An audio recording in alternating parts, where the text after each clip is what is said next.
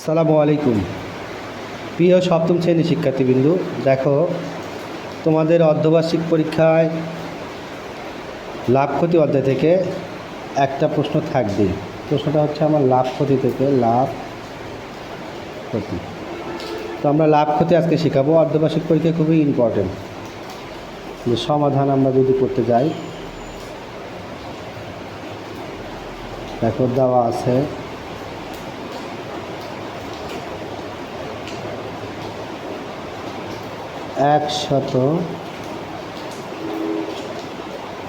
টি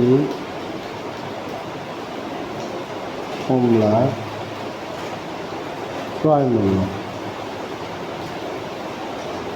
মূল্য 1000 টাকা,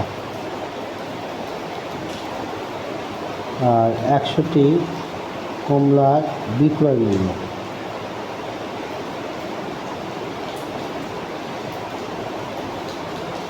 1200 টাকা।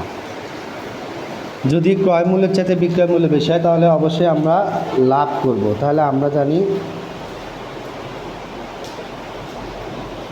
জানি বিক্রয় মূল্য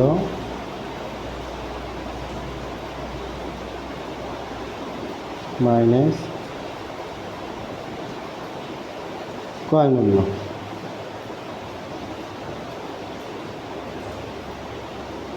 সমান লাভ।